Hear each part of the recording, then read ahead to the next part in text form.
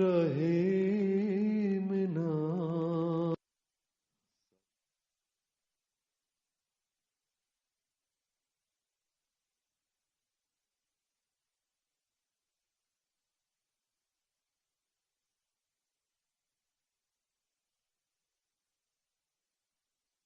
अल्लाहु अकबर अल्लाहु अकबर अल्लाहु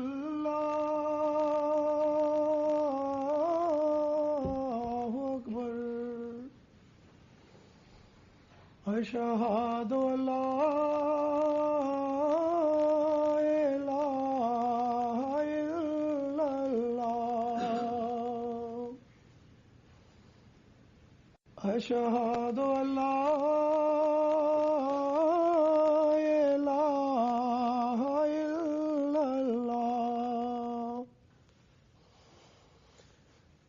अशहदु अन्ना मुहम्मदर रसूलुल्लाह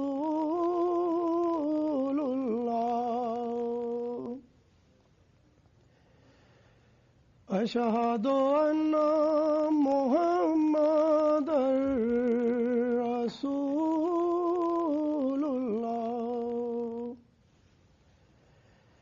हय्या अला स्वलाह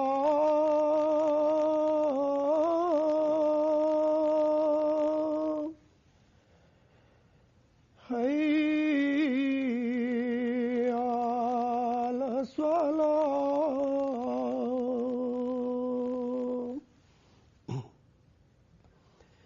हय्या अलल फलाह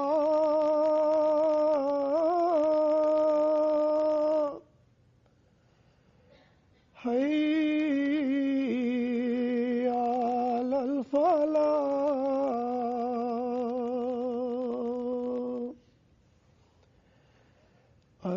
अल्लाहु अकबर अल्लाहु अकबर ला इलाहा इल्लल्लाह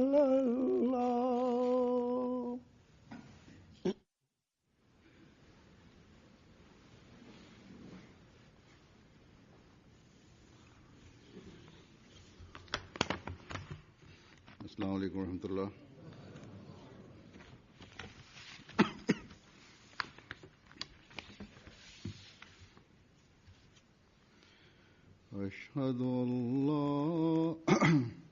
अशहदु अल्ला इलाहा इल्लल्लाह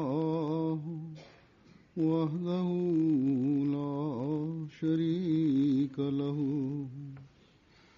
वअशहदु अन्ना मुहम्मदन अब्दुहु व रसूलुहु अम्मा बादु फ़अऊज़ु बिल्लाहि मिनश शैतानिर रजीम बिस्मिल्लाहिर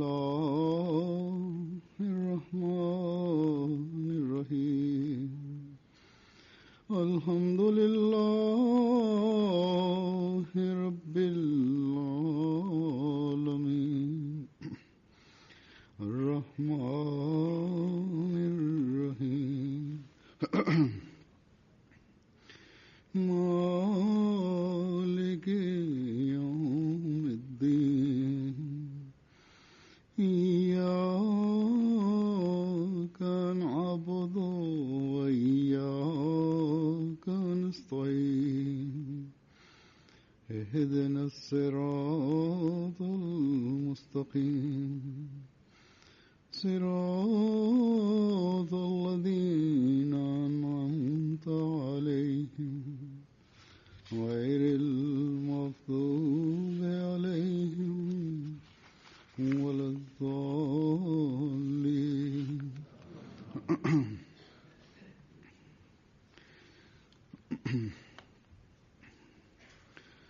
अल्लाह ताला के फजल से तकरीबन 7 साल के बाद मुझे जमात अहमदिया जापान से बराह रास्त यहाँ पे Durch die Gnade von Allah habe ich nach 7 Jahren die Möglichkeit bekommen, hierher zu reisen, nach Japan.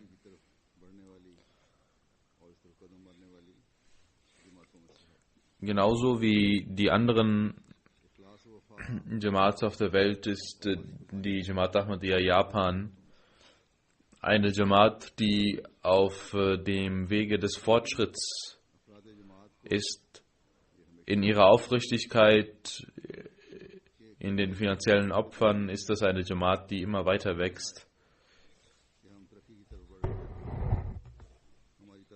Doch die Mitglieder der Jamaat sollten immer wissen, dass in ihrem Herzen niemals der Gedanke kommen kann, da sie auf den Weg des Fortschritts sind und ihre Mitgliederzahl wächst und sie einen neuen Ort bezogen haben, welcher für die nächsten Jahre ausreicht, und dass sie einen Ort gekauft haben, eine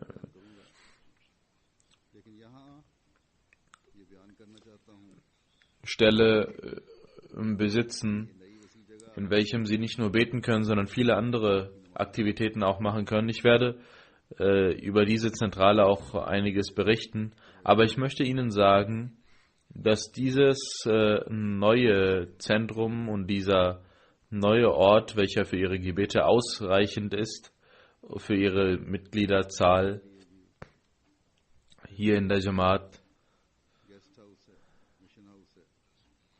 und auch für einige Zeit für Ihre Jalsa Salana ausreichen wird, für Ihre Büros ausreichen wird.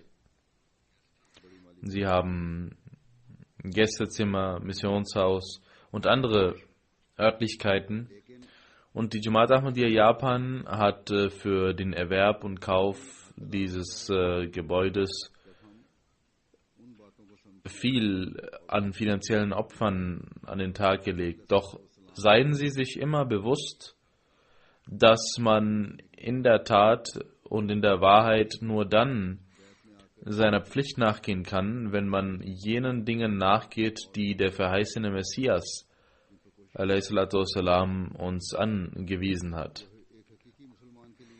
Wenn wir sein Bait gemacht haben,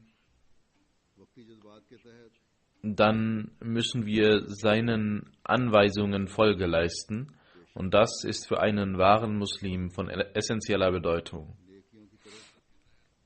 Temporäre Gefühle und Emotionen haben zur Folge, dass wir temporär uns um Tugenden, um gute Dinge kümmern. Doch wenn diese Dinge für Allah gemacht worden sind, dann sind wir in der Lage, die Segnungen Allahs zu erlangen und in uns aufzunehmen. Doch wenn wir das Bett gemacht haben und uns zum verheißenen Messias al-Islam zugehörig fühlen, wir können unsere Ziele nur dann wahrhaft erlangen, wenn wir mit Standhaftigkeit und Regelmäßigkeit jede unserer Tat für das Wohlgefallen Allahs tun. Wenn wir also den Sinn der Gründung der Jamaat im Auge behalten. Der verheißene Messias al-Islam sagt, dass solche Leute, die zu den Menschen gehören, über die es heißt, dass Allah sie gesegnet hat, für die Allah seine Gnade erwiesen hat, diese Eigenschaften dieser Menschen müssen wir annehmen, sagt der verheißene Messias. Und er sagt, unsere Jamaat muss sich vor allem darum kümmern, denn Allah hat diese Jamaat gegründet und hat den Willen, dass eine Jamaat geformt wird, welche der Jamaat des heiligen Propheten sallallahu alaihi wasallam gleicht, damit in dieser Endzeit diese Jamaat durch den heiligen Koran und die Wahrheit des heiligen Propheten Muhammad sallallahu alaihi wasallam, dass diese Jamaat diese bezeugen kann und ein Zeuge davon werden kann. Das ist also eine große Verantwortung, die uns auferlegt wurde, die der verheißene Messias sallallahu alaihi wasallam uns auferlegt hat. Wir müssen jene Ziele erreichen, welche die Ziele des heiligen Propheten Muhammad sallallahu alaihi wasallam sind, welche die Ziele seiner Jamaat sind.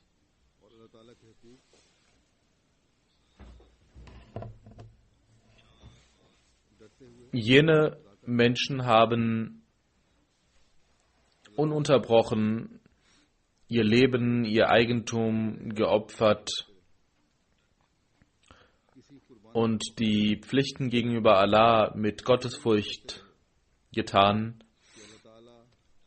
Sie waren gottesfürchtig und beteten und waren niemals stolz auf eine Tugend, die sie gemacht haben, sondern beteten immer da: O unser Herr, nimm das an von uns. Sie erhöhten das Niveau ihrer Gebete auf eine Weise, dass sie selbst die Nächte im Gottesdienst verbrachten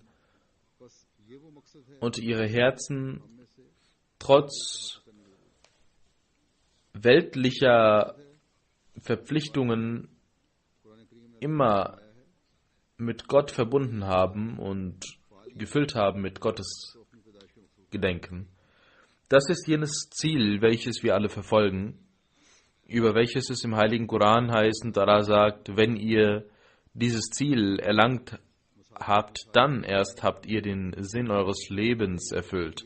Denn der Sinn des Lebens des Menschen besteht darin, Gott zu dienen, Gott anzubeten. Wenn wir Moscheen bauen oder Stätten kaufen für das gemeinsame Gebet, dann muss das unser Ziel sein, dass wir mit Standhaftigkeit und Regelmäßigkeit dem Sinn unseres Lebens nachgehen müssen. In der Welt gibt es viele Ziele und es gibt auch gewisse Grenzen, die in der Welt herrschen. Es gibt gewisse Niveaus, die man erlangen kann und nach denen der Mensch glücklich ist, dass er diese erlangt hat.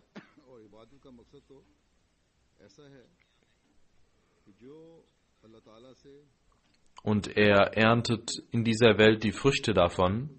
Doch ein Diener Allahs zu sein und Gott zu dienen und Gottes zu gedenken, ist ein Ziel,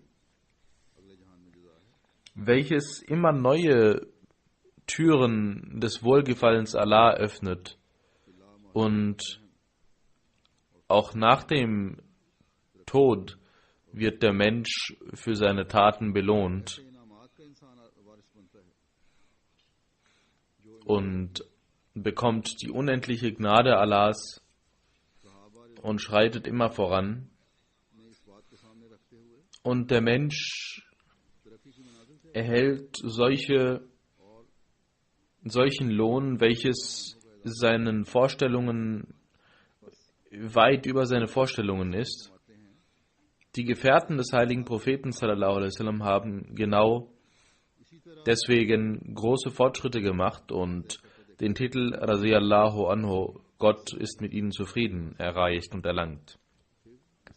Der verheißene Messias sallallahu alaihi wasallam sagt: Ich möchte die Mitglieder meiner Jamaat genauso auf diesen Zielen weiter voranschreitend sehen, damit sie fortschreiten in diesem Wege und ihre Ränge erhöht werden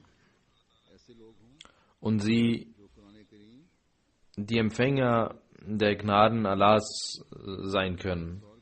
Der verheißene Messias sagte: In meiner Jamaat sollten solche Leute sein, die Zeugen sind über den heiligen Koran und über den heiligen Propheten sallallahu alaihi wasallam. der heilige Koran, welches das letzte und vollkommenste Buch Allahs ist, ist es so, dass die Herrlichkeit dieses Korans nur durch unser Bezeugnis lebendig sein kann und der heilige Prophet, sallallahu alaihi wasallam, welcher der größte Prophet und Khatamun Nabiyyin ist, kann seine Herrlichkeit nur durch unsere Taten bewiesen werden? So ist es nicht. Der verheißene Messias al-Islam meint damit, dass unsere Taten eine gewisse Revolution erlangen müssen, damit wir dem Vorbild des heiligen Propheten folgen können.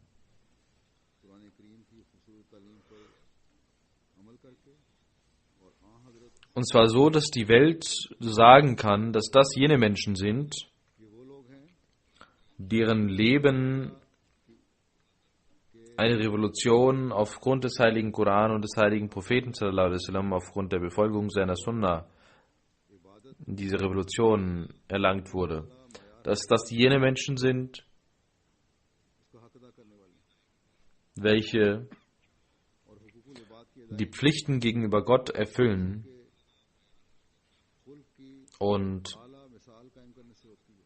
die hohen Ränge seines Wohlgefallens erlangt haben und ebenso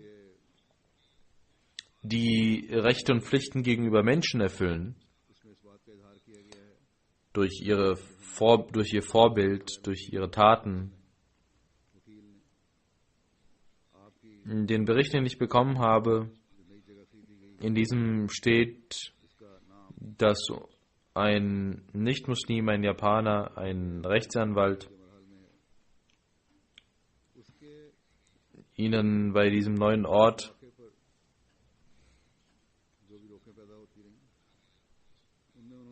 in dieser Moschee Baitul Ahad hat er auf verschiedenen Wegen, bei denen es Hindernisse gab, hat er ihnen geholfen und uneigennützig geholfen, damit die Jamaat ihren Pflichten nachgehen kann. Und das ist geschehen aufgrund der Dienste, welche die Jamaat bei Erdbeben und anderen Katastrophen geleistet hat und gesagt hat, dass die Jamaat für Japan große Dienste geleistet hat, weswegen er ohne Lohn diese Arbeit für die Jamaat gemacht hat. Wenn die Jamaat irgendetwas gemacht hat, dann nicht um einen Lohn zu bekommen oder belohnt zu werden, sondern hat ihre Pflicht getan, und sollte sie auch tun, wenn sie jemanden in Schwierigkeiten sieht. Doch er hat große Taten, großes Vorbild gezeigt, und diese Dienste der Jamaat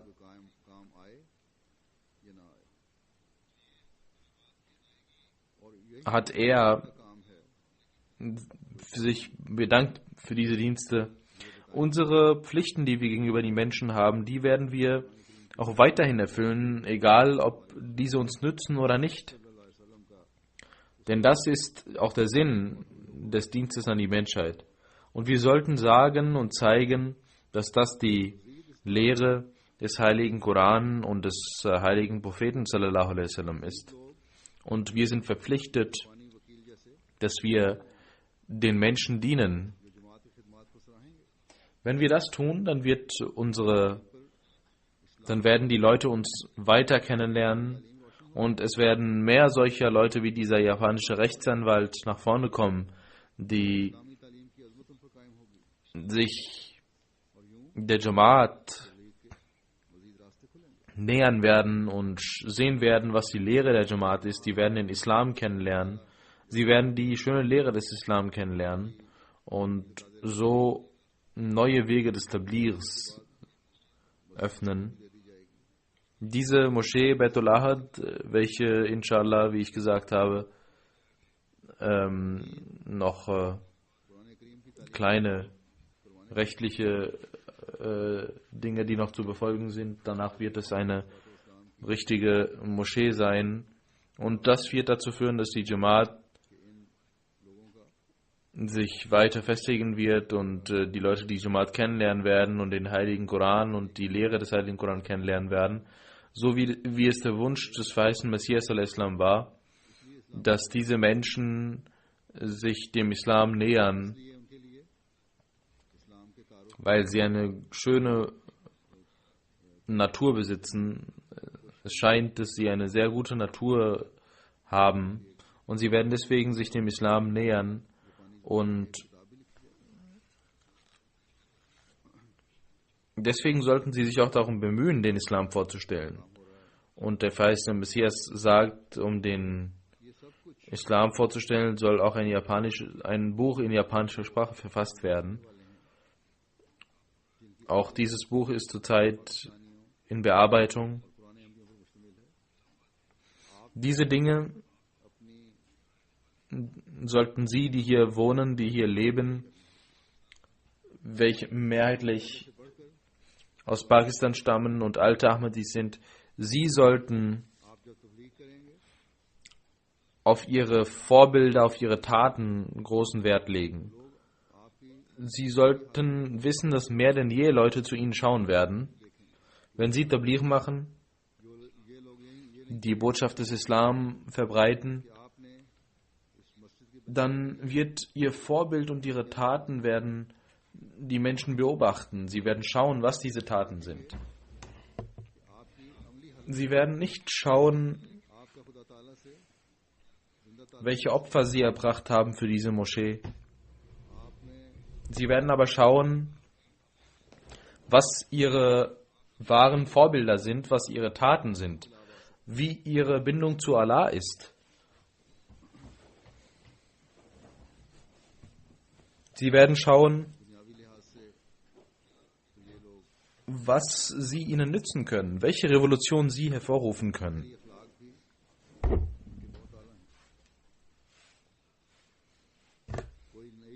Weltlich gesehen sind diese Menschen ihnen weit voraus. Auch oberflächliche moralische Werte besitzen diese Menschen. Wenn wir ihnen etwas Neues geben möchten, dann ist es die Bindung zu Allah. Dann können wir ihnen sagen,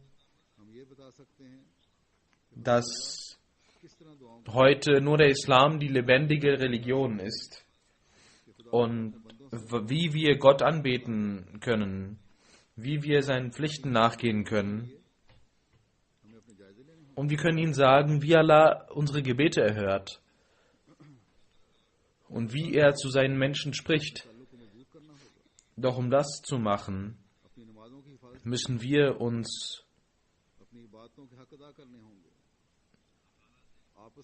verbessern, müssen wir unseren Kontakt und unsere Bindung zu Allah stärken. Wir müssen unsere Gebete stärken, unsere Gottesdienste stärken. Wir müssen untereinander liebevoll umgehen und wir müssen jene moralischen Werte zeigen, die besser sind als die moralischen Werte des japanischen Volkes. Ich habe Ihnen bereits gesagt, dass dieses Volk große oberflächliche moralische Werte besitzt. Es ist ein dankbares Volk. Sie folgen somit auch der Lehre des Islam, indem sie danken und für die Menschen da sind. Und der verheißene Messias hat gesagt, dass diese Menschen sich nun um den Islam sorgen, weil sie dankbar sind, weil sie eine gute Seele besitzen. Und deswegen ist es wichtig,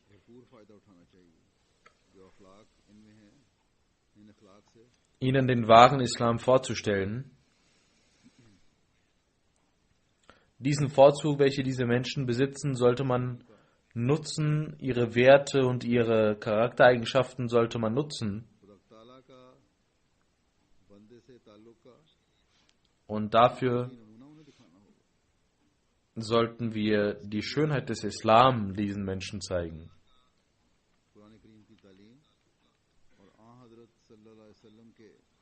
Wir müssen ihnen in der Praxis zeigen, was der Islam ist. Dazu muss jeder Ahmadi, der hier lebt, die Lehre des heiligen Koran und die Praxis des heiligen Propheten sallallahu alaihi wasallam vor seinen Augen führen. Versuchen Sie dies zu verstehen. Dafür hat der verheißene Messias al-Islam uns Wege gezeigt und diese sollten Sie immer wieder wiederholen, sich anschauen. Ich werde Ihnen einige Dinge dazu präsentieren. Das erste, was wir beachten müssen, ist, dass Allah die Menschen über ihre Versprechen befragen wird. Die Versprechen, welche sie geleistet haben. Und in dieser Zeit haben wir ein Versprechen des Bets geleistet auf der Hand des verheißenen Messias al-Islam. Und es reicht nicht aus, dass wir Bet gemacht haben und Ahmadis sind.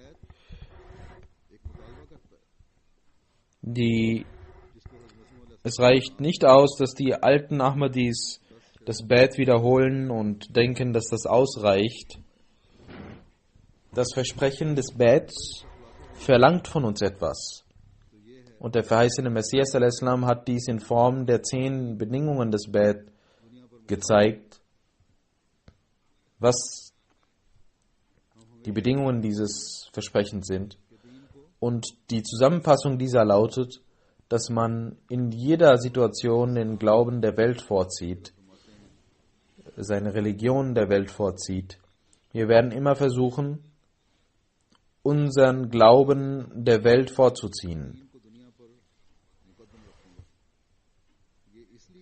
Der verheißene Messias al-Islam sagt an einer Stelle, ihr seht, dass ich in dem Bet von euch das Versprechen entgegennehme, dass ihr den Glauben der Welt vorziehen werdet, damit ich sehe, was der Betleistende tatsächlich macht. Der verheißene Messias sagt, wenn ihr weltliche Ziele habt, dann bemüht ihr euch dafür, damit ihr Erfolg haben könnt. Doch die Menschen haben keinen Schmerz und empfinden keinen Schmerz, um religiöse Ziele zu erreichen, um Allah zu erreichen.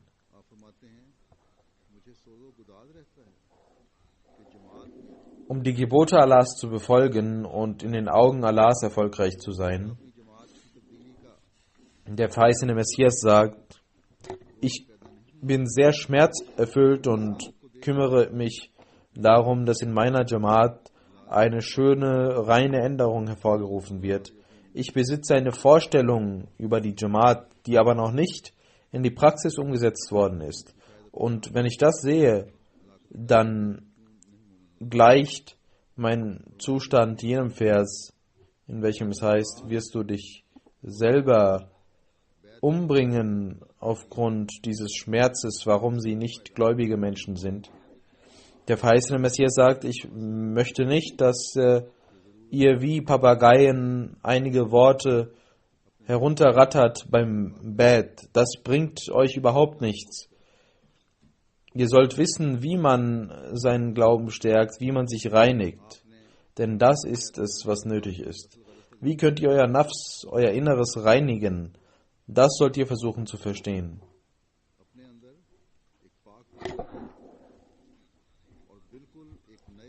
Über den Sinn und Zweck des Bets sagt der verheißene Messias, ihr sollt eine reine Änderung in euch hervorrufen und ein neuer Mensch werden. Deswegen soll jeder von euch dieses Geheimnis verstehen und eine Änderung hervorrufen, dass er sagen kann, ich bin nun ein anderer Mensch und bin nicht mehr der ich vorher war. Diesen Schmerz müssen wir empfinden. Diese Worte des verheißenen Messias al-Islam hat der verheißene Messias für solche Menschen gesagt, welche direkt dem verheißenen Messias al-Islam sich angeschlossen hatten, welches welche ihn gesehen hatten. Und wenn sie nicht einmal jene hohen Erwartungen des weißen Messias besaßen und schwach waren, dann sind wir doch viel schwächer und wir müssen viel mehr tun, um ein Vielfaches mehr tun, um diese Schwächen zu beseitigen als jene Menschen. Nur dann können wir den Schmerz des weißen Messias lindern. Der verheißene Messias sagte, wie Sie gehört haben, dass ich genau jenen Zustand durchgehe, dass ich mich fast umbringe, wegen des Schmerzes, warum die Menschen oder warum ihr nicht besser werdet. Für die Fremden bedeutet es, warum sie nicht an den verheißenen Messias glauben, aber für die eigenen Leute bedeutet es, warum die Ahmadis nicht jenes Niveau erlangen, welches für einen gläubigen Menschen notwendig ist. Über solche gläubigen Menschen hat der Heilige Koran gesagt, ihr sollt zwar sagen, dass ihr Muslime seid, dass ihr den Islam angenommen habt, dass ihr euch dem Nizam-e Jamaat angeschlossen habt. Ihr habt zwar daran geglaubt, dass der heilige Prophet der Khatamun Nabiyyin ist. Ihr sagt, dass der verheißene Messias, welcher prophezeit wurde, durch den heiligen Propheten sallallahu alaihi wasallam gekommen ist. Und ihr sein Bett gemacht habt und sich ihm angeschlossen habt. Doch euer Glaube ist noch nicht vollständig.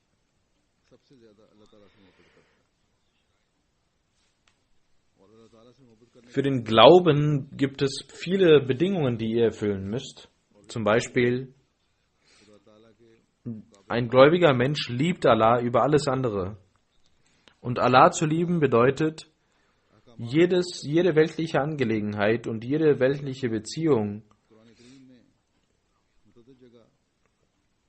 Allah unterzuordnen, Allahs Geboten nachzugehen. Allah hat im Heiligen Koran an mehreren Stellen den Glauben verbunden mit guten Werken. Das heißt, ihr sollt auch gute Werke, Tugenden, gute Taten tun, um Allahs Wohlgefallen zu erlangen.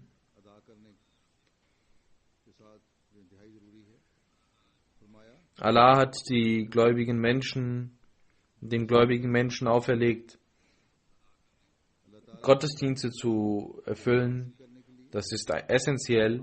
Und Allah sagt, ein gläubiger Mensch ist jener, welcher Frieden unter den Menschen schafft, welcher das Wohlgefallen Allahs anstrebt und die Menschen versuchen, sich gegenseitig zu verbessern und Frieden zu stiften, anstatt sich zu bekriegen oder zu streiten.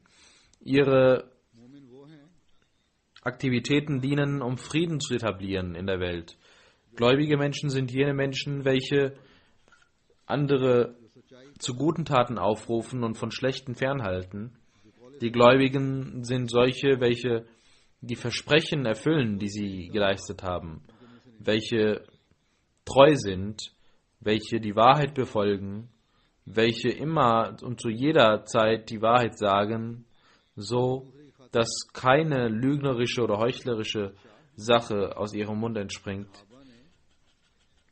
Wenn sie bezeugen müssen, auch gegen ihre eigenen Verwandten, dann bezeugen sie. Und sie sind erfüllt von dem Gefühl der Opferbereitschaft. Die Sahaba, die Gefährten, haben ein solches Vorbild an den Tag gelegt, dass sie füreinander immer da waren und opferten. Selbst ihr eigenes Haus und alles, was sie besaßen, waren sie bereit, füreinander zu opfern. Und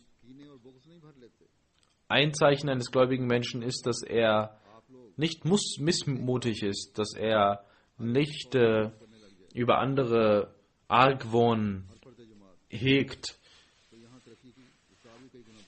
Wenn sie nur das befolgen und jeder von ihnen 100%ig dies befolgt, dann werden sie sehen, wie um ein Vielfaches der Fortschritt hier in der Jamaat wächst.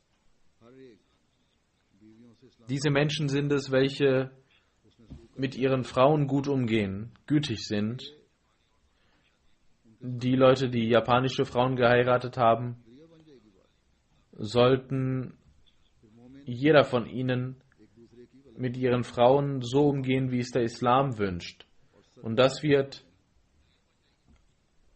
ein Weg zum Tabligh für ihre Familien sein.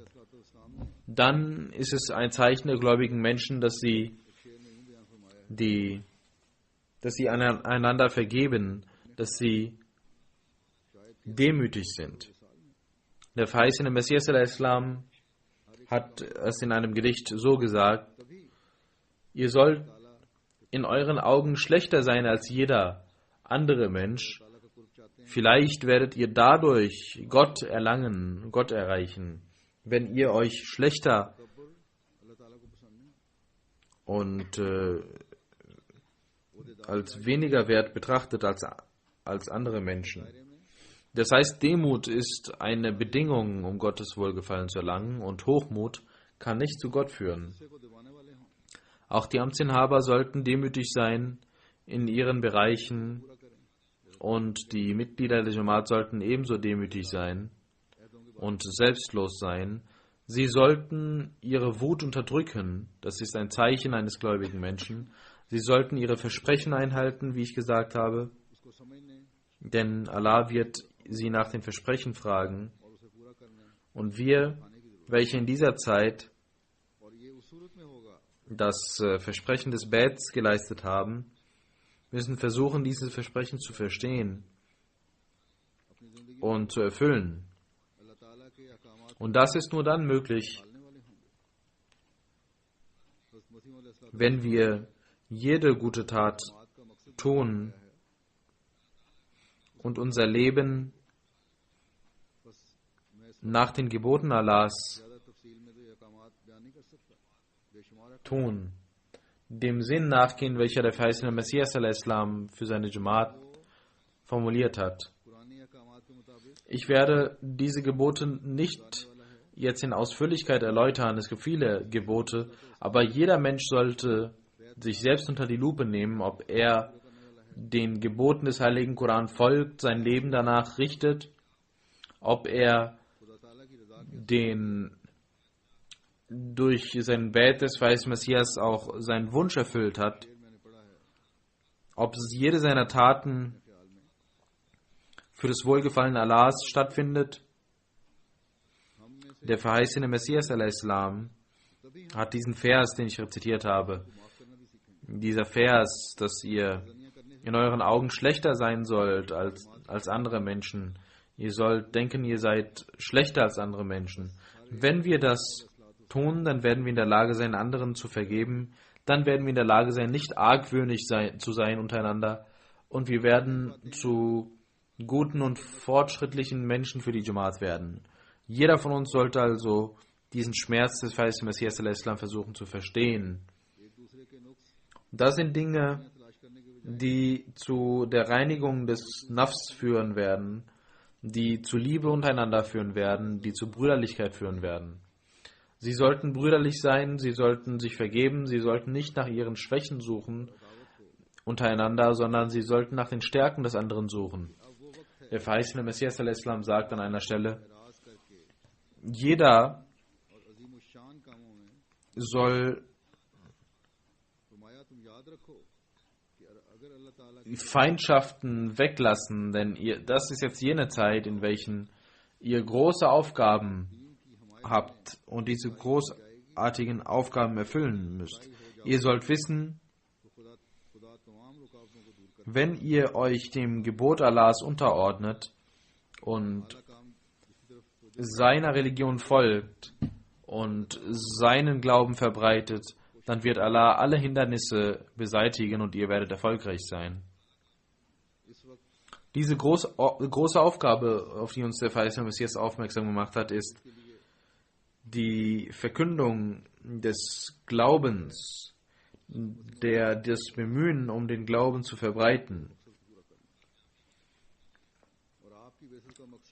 Wir müssen also heute die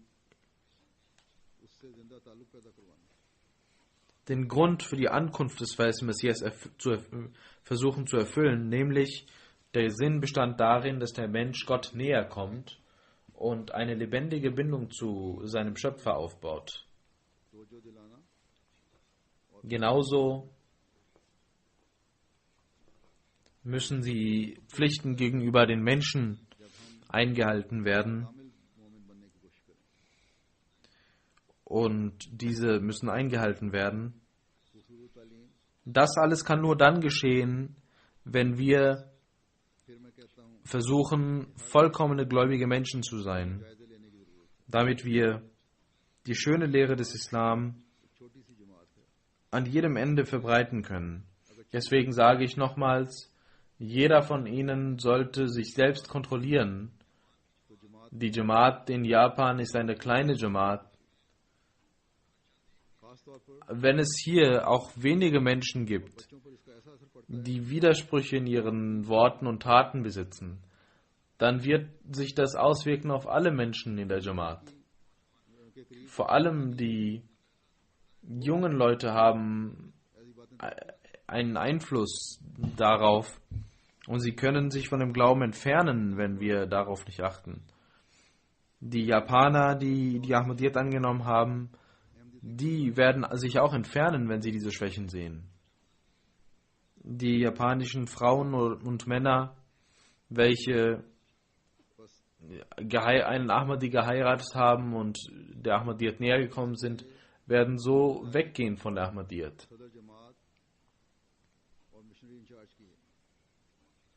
Das ist also ein Grund zur Sorge. Als erstes muss der Sadr Jamaat und der Muballigh in Charge dies befolgen. Sie sind wie ein Vater für die Jamaat und sie sollten selbst versuchen, sich innerlich zu läutern, was ihr Amt angeht, was ihr Wissen angeht, ist ihre Verantwortung die größte und sie werden danach gefragt werden. Wenn sie nicht kein Wissen besitzen, dann ist das was anderes, doch wenn sie Wissen haben über die Dinge, dann werden sie viel mehr gefragt werden über das, was sie getan haben.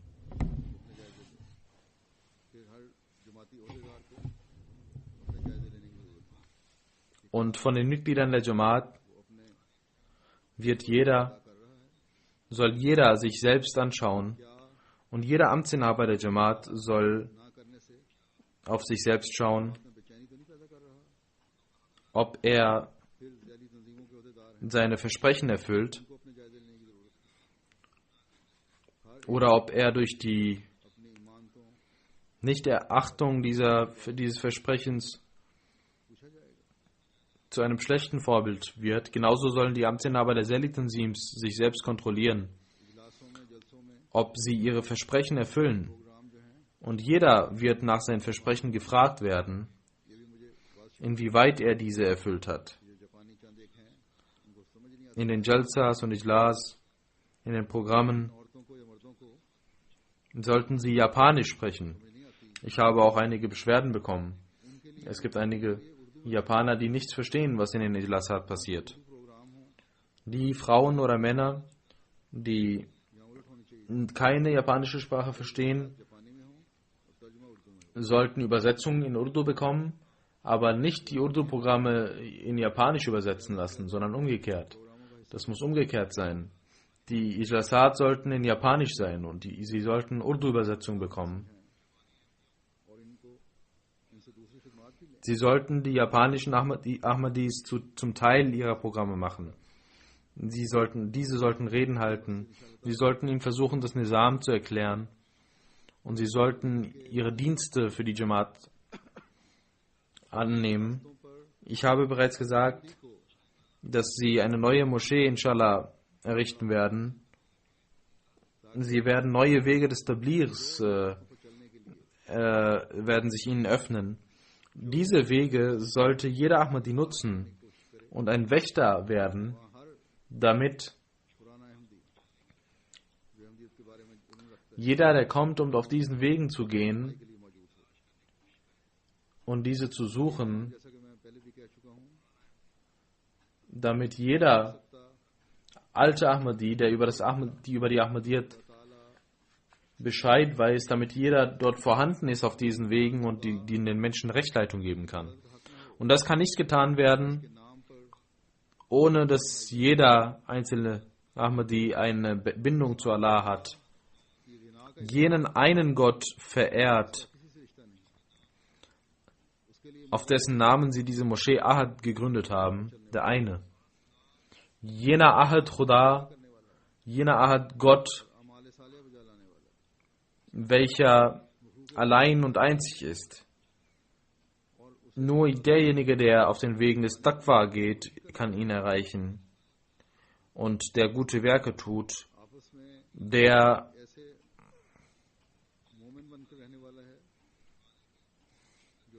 die Menschen Rechtleitung gibt, ihnen den wahren Glauben zeigt, der untereinander gnädig ist. Jeder Ahmadi sollte also wissen, dass das nicht nur die Aufgabe der Amtsinhaber ist, sondern jeder Ahmadi, Mann und Frau, jung und alt, muss dieser Verantwortung nachgehen, dass sie nicht nur damit beschäftigt sind, die Fehler der Amtsinhaber zu suchen, sondern ihre Bindung zu dem einen Gott festigen,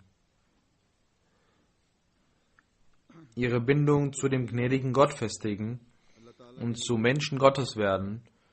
Sie sollten sich vorbereiten für diese Moschee, welche inshallah bald eröffnet werden wird. Sie sollten ihre Opfer für Allah tun, damit diese akzeptiert werden.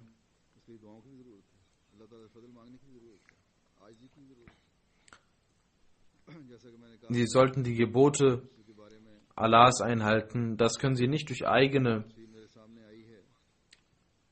Bemühungen tun, sondern sie müssen auch dafür beten. Sie müssen demütig sein.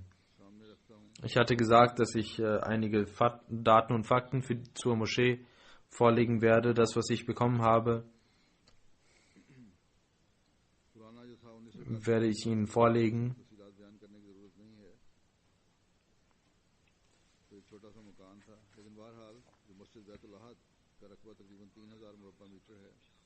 (1981) wurde das alte Missionshaus gekauft. Es war ein kleines Gebäude. Die Moschee Baitul Ahad ist eine sehr große Moschee und 60% ist überdacht. Es gibt eine Gebetshalle, in welcher 500 Menschen beten können.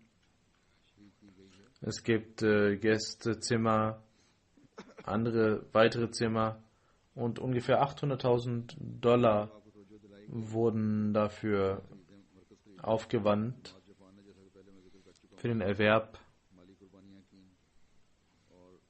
dieses Gebäudes. Als man ihnen sagte, dass sie eine neue Moschee, ein neues Zentrum kaufen sollten, hat die Jamaat Japan große Opfer gezeigt und Alhamdulillah ein Gebäude gekauft.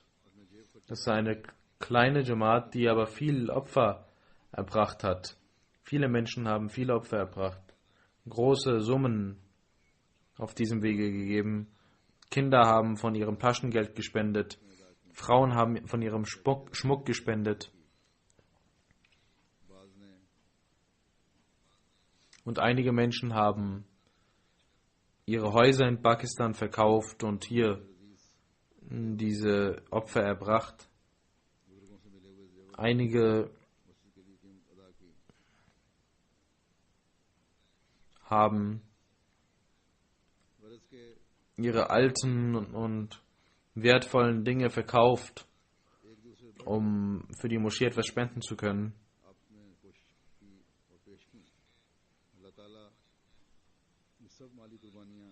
Durch die Gnade von Allah haben sie versucht, in finanziellen Opfern miteinander zu wetteifern, und möge Allah diese finanziellen Opfer akzeptieren und ihr Habengut segnen. Die Registration dieser Moschee ist in den letzten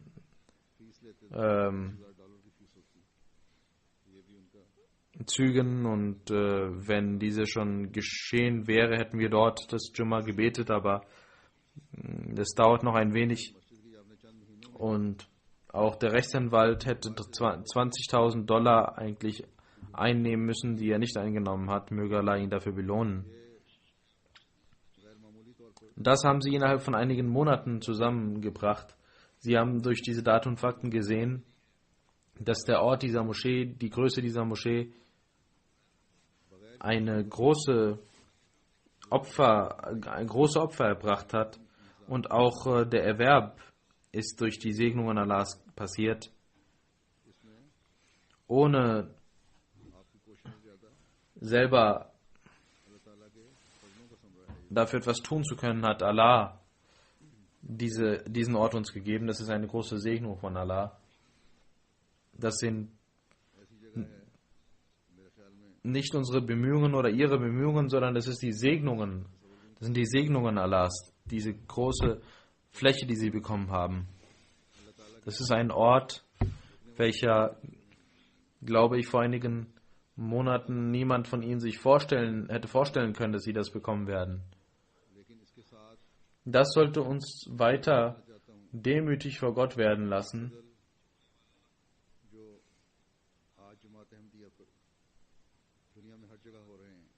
Und gleichzeitig möchte ich auch sagen,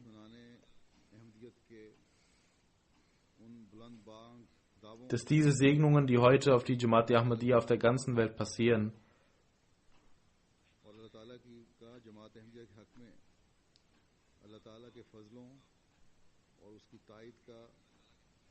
dass diese eine Antwort auf die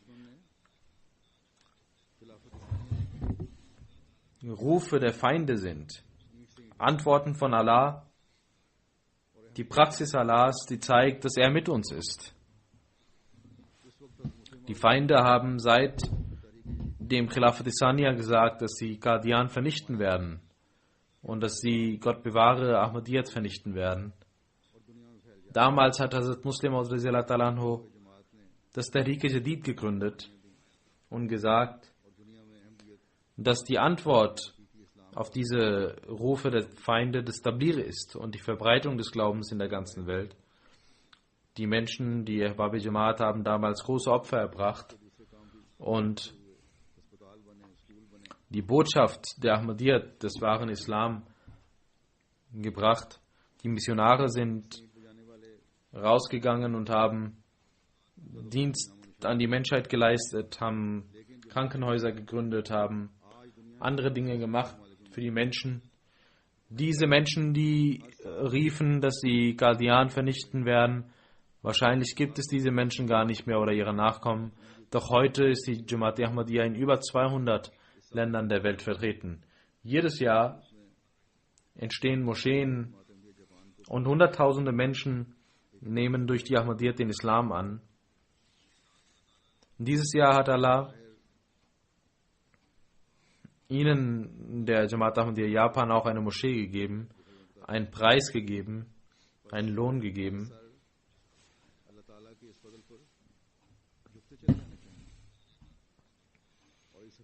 Und das ist eine Segnung von Allah. Man hätte es sich nicht erwarten können, dass man diese Moschee bekommt. Und unsere Köpfe müssen vor Demut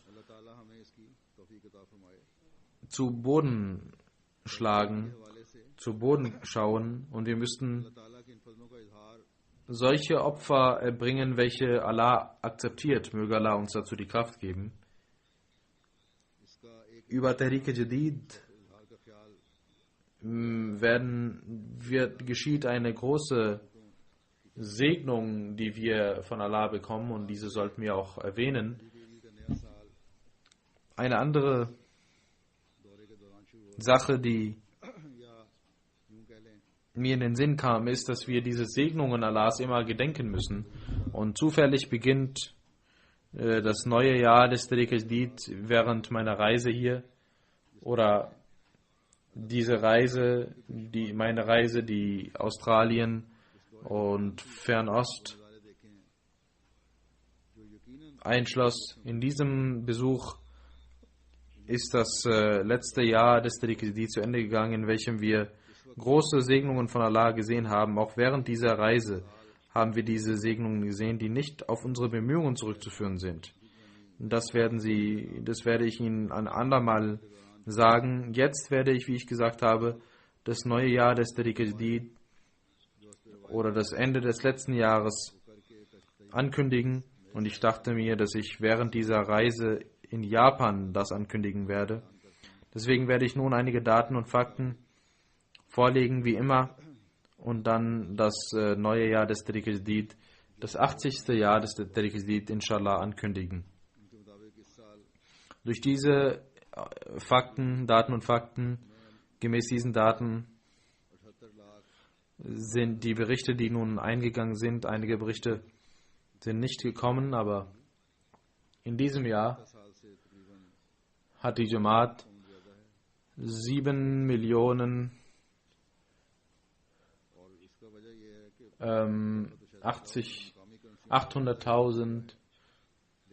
Pfund geopfert. Das sind 650.000 Pfund mehr als letztes Jahr.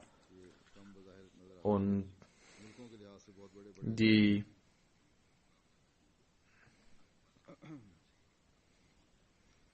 der eigentliche Zuwachs ist viel größer, weil die Währungen gegenüber dem Pfund abgenommen haben, aber die Menschen haben viel mehr geopfert. Pakistan hat immer noch seine Position verteidigt. Danach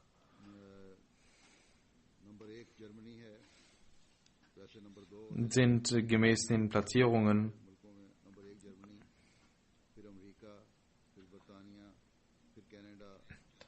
Nummer 1 Deutschland nach Pakistan. Außerhalb von Pakistan ist Deutschland Nummer 1, dann USA, dann Großbritannien, dann Kanada, Indien, Indonesien, Australien und 2 arabische Länder, dann Ghana, Schweiz.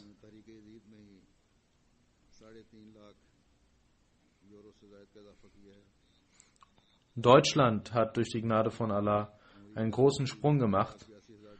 In Tariq al-Jadid haben sie über 350.000 Euro mehr eingenommen als letztes Jahr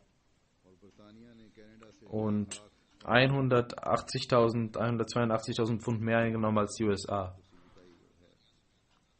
USA haben 75.000 Pfund mehr als Großbritannien eingenommen und Großbritannien hat 400.000 Pfund mehr als Kanada eingenommen. Und danach habe ich Ihnen die Reihenfolge gesagt. Deutschland, wann immer die Gender in Deutschland wachsen,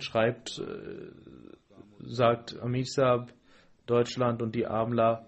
Ich habe einmal gesagt, dass jene Ahmadis, die an einer Stelle arbeiten, wo Alkohol verkauft wird oder Schweinefleisch verkauft wird, dass man da keine Chanda einnehmen soll. Dann haben sie sich, Amisab und die Amla, sich immer besorgt gezeigt, dass ihre Chandas nicht steigen werden. Und schon im ersten Jahr stiegen ihre Chandas um Hunderttausende. Und auch dieses Jahr haben sie nur in Tariq al-Jadid allein schon 350.000 Euro mehr als letztes Jahr eingenommen. Möge Allah sie ihr Hab und Gut segnen. Pro Person ist USA an erster Stelle, dann Australien, Japan an 4. Stelle, wo sie wurden auch irgendwo erwähnt, dann Großbritannien, Deutschland, Norwegen, Frankreich, Kanada. Und gemäß der lokalen Währung ist der größte Sprung hat die Ghana gemacht, dann Deutschland, dann Pakistan, Großbritannien, USA, Kanada.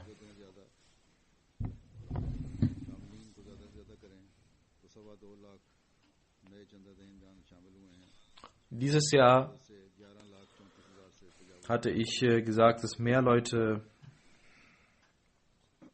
sich dem Tehrik-e-Jadid anschließen sollten. 250.000 sind dazugekommen und durch die Gnade von Allah sind es jetzt mehr als 1.134.000 Personen, die im Tehrik-e-Jadid einzahlen. In den afrikanischen Ländern ist Nigeria an erster Stelle, Ghana ist an erster Stelle, dann Nigeria, Mauritius, Burkina Faso, Tansania, Gambia, Benin, Kenia, Sierra Leone und Uganda.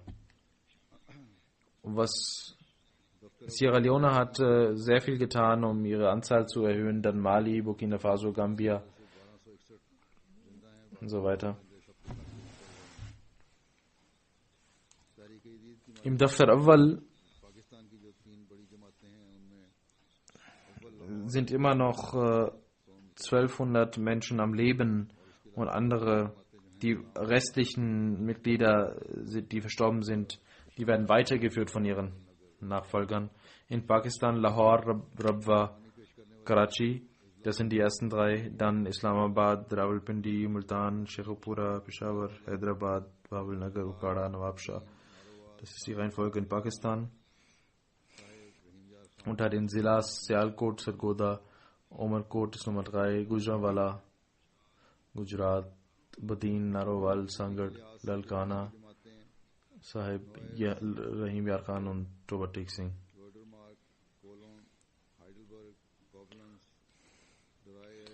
Was die Gesamteinzahlung in Deutschland angeht, Neuss ist Nummer 1, Rödermark, Köln, Heidelberg, Koblenz, Dreieich, Mehdiabad, Weingarten, Neu-Isenburg, Nidda. Das sind die Jamaats und gemäß den Einnahmen sind es unter den Local Amarats Hamburg, Frankfurt, Groß-Gerau, Wiesbaden, Mörfelden, Walldorf, Offenbach, Mannheim, Riedstadt und Dietzenbach. In den USA sind die Jamaats, haben die Reihenfolge Los Angeles, Silicon Valley, Detroit, Harrisburg, Los Angeles East, Columbus, Seattle, Los Angeles West und Silver Spring. In Großbritannien die 10 großen Jamaats: Bethel Fazal, West Hill, New Malden, Weston Park, Rains Park, Birmingham Central, Masjid West, Bethel Futu, Thornton Hill und Thatcham. Und in Großbritannien die Region London, Nordost, Midlands, South und Middlesex. In Kanada Peace Village, Calgary, Vaughan, Vancouver, Invington, Durham, Ottawa, Saskatoon.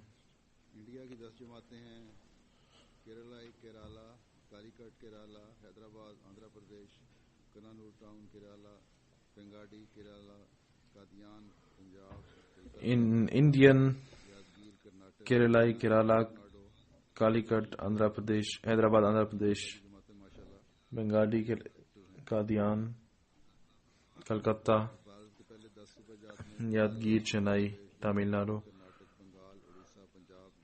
Die Jamaats aus Kerala sind sehr weit, sehr aktiv.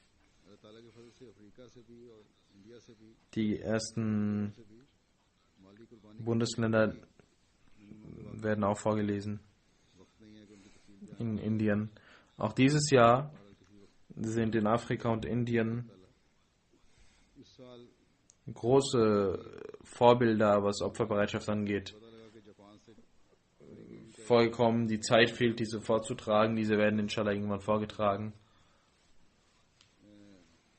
Die Jamaat Kababir hat, als sie dort erfahren haben, dass wir hier in Japan das neue Jahr ankündigen werden, haben sie ihre Opferbereitschaft dieses Jahr noch mehr erhöht als letztes Jahr. Das ist die größte Jamaat in den arabischen Ländern.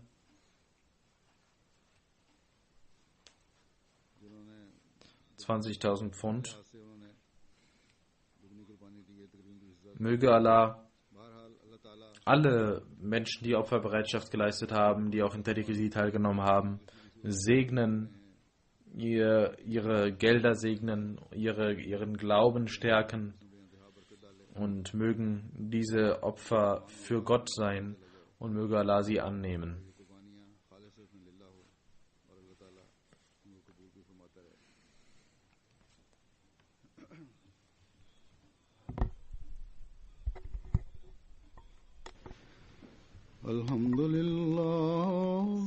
الحمد لله نحمده ونستعينه ونستغفره ونؤمن به ونتوكل عليه ونعوذ بالله من شرور أنفسنا ومن سيئات أعمالنا من يهده الله فلا مضل له ومن يضلل فلا هادي له ونشهد أن لا إله إلا الله ونشهد أن محمدا عبده ورسوله عباد الله رحمكم الله إن الله يأمر بالعدل والإحسان وإيتاء ذي القربى وينهى عن الفحشاء والمنكر والبغي يعظكم لعلكم تذكرون اذكروا الله يذكركم وادعوه يستجب لكم ولذكر الله